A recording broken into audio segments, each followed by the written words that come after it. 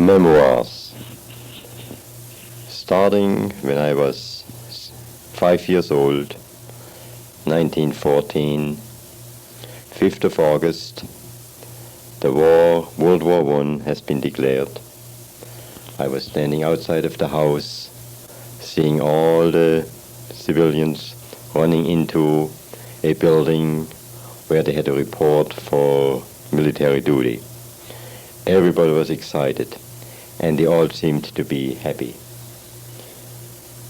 I still remember I asked my dad why he didn't have to go. He said, "I am too old. It's too bad, but I am too old." Next, I remember military. Next to our house, where all the inductees had to report, they also had a company of soldiers who had to fall in line, train, march, and do all kind of exercises. It was very exciting for a little boy of 5 years old. One day I took the German flag, marched up and down in front of the house on the street, singing a religious song with my full voice. Everybody, of course, was laughing, and I was very happy because I even had a helmet while I was carrying the German flag. Other memories, the Uhlans coming to town on their horses and their lances, a very impressive sight. That all was in 1914. The war was going in favor of Germany. Everybody thought the war would be over by Christmas. Christmas came. I still remember the beautiful decorations, but I also remember a few people came and cried because apparently they had lost one of their beloved ones.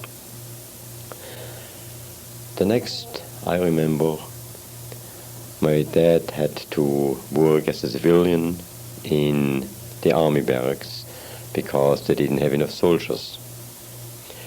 That was quite an experience where I was allowed to go in and help him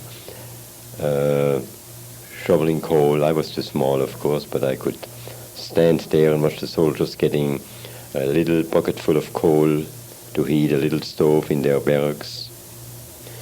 Then I watched them how they get their rations of bread, tough, hard, dark bread, with sawdust on the outside, which was used instead of flour. But nobody complained yet. Then, by that time, I started going to school. I was almost 6 years, or I was almost 7 years, and I was refused entrance because I just was born 6 days too late. Anybody born after the 1st of June had to wait another year. So I was the full 7 years before I could go in school. And my dad had to console me by taking me fishing and telling me that even if I can't go to school, I still can go fishing with him. Well, that was a consolation. The next I remember is actually going to school. And that was a great event. I liked school from the very first day on. And I kept on going. Sometimes I got good grades, sometimes bad. But school was very, very important to me. Now that's about all right now. School memories. Oh, in 1915 and 16, the outstanding memories there were when we had to go and collect beech nuts for oil. All the schools went out, and there was a little prize for the boy who collected the biggest quantity of beech nuts. We probably got half a day off, and it was a lot of fun. All the families went out into the woods where we had some beautiful beech trees, and collecting beech nuts was really fun. It usually was late in fall, it was cool, and everybody would squat on the ground, dig through the leaves to pick up these little triangular beech nuts.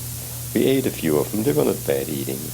But of course the main thing is they would go to an oil mill and each family ended up with a few quarts of solid oil. Something very, very hard to get any other way.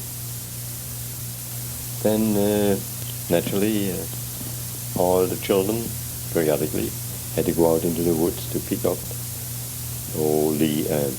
not leaves, but twigs for firewood. Pine cones, very favorable. There wasn't a stick of wood lying any place in these forests. They were just as clean as the cleanest park.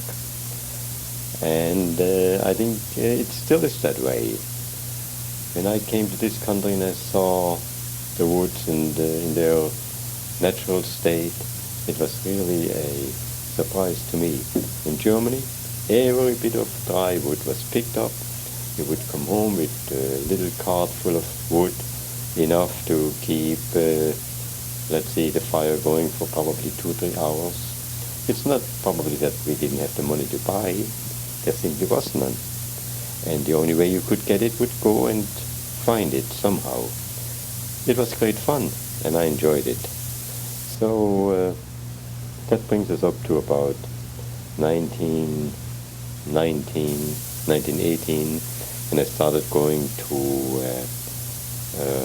Pro-Gymnasium, which is the equivalent of junior high. Fall, usually August and September, all the children with the families and everybody would go and pick up the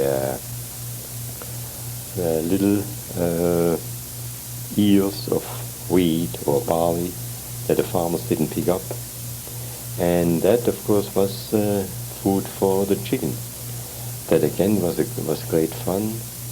My father was retired, so he had quite a bit of time outside of whatever he had to do for military service as a volunteer. He had time to go out into the fields with us. He would go out there, sing songs, end up collecting these ears of barley or wheat, and it was a great outing, great fun, but behind it all was lack of food. Everything had to be saved, everything had to be salvaged, so I really learned economy in those early days. Memories of 1922. Still inflation, lack of food. Also, it was the 4th year in junior high school, and I had to start thinking on whether to continue in school or whether to learn a trade. It had been agreed by myself and my parents that I would go to the United States. No question about that. My father, who had lots of experience in the States, recommended that I learn a trade. If I wanted to go to the States, I had to make my own living over there.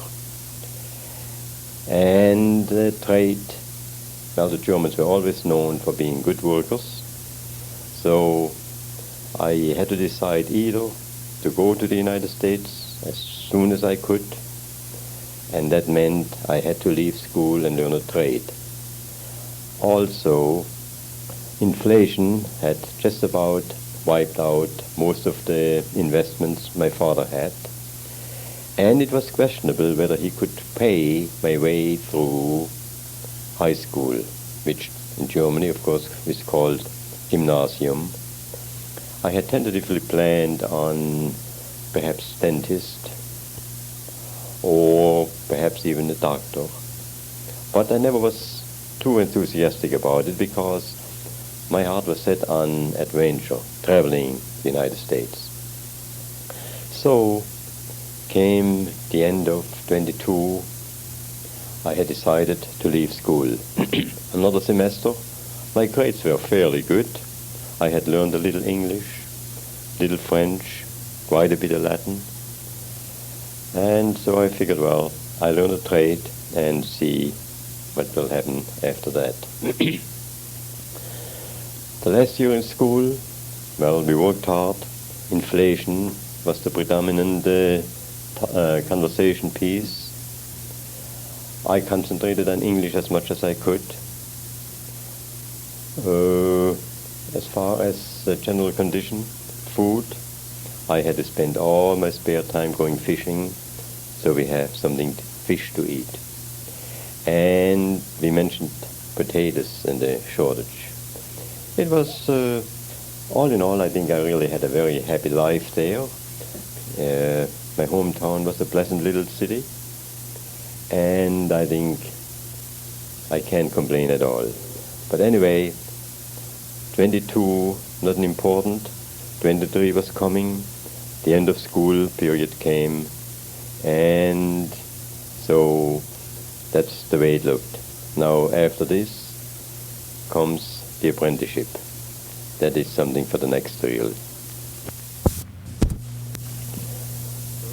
Memories of 1922.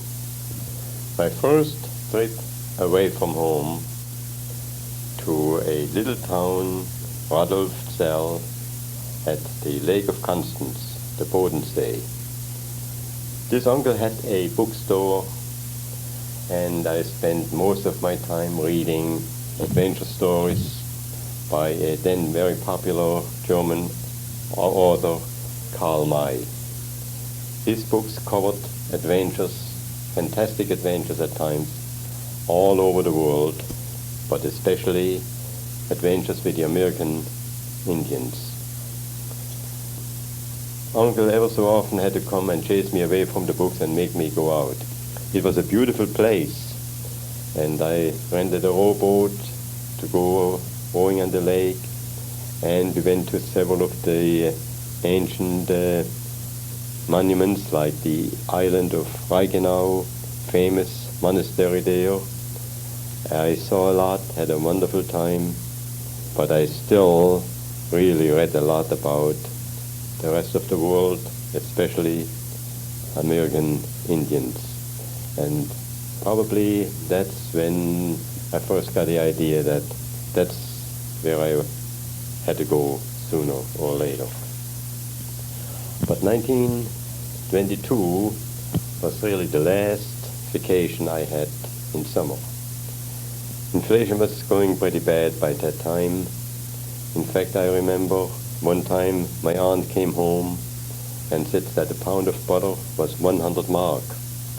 And the uncle, in his strong German manner, said, at 100 marks a pound of butter, we are not going to use any more butter until it comes down again.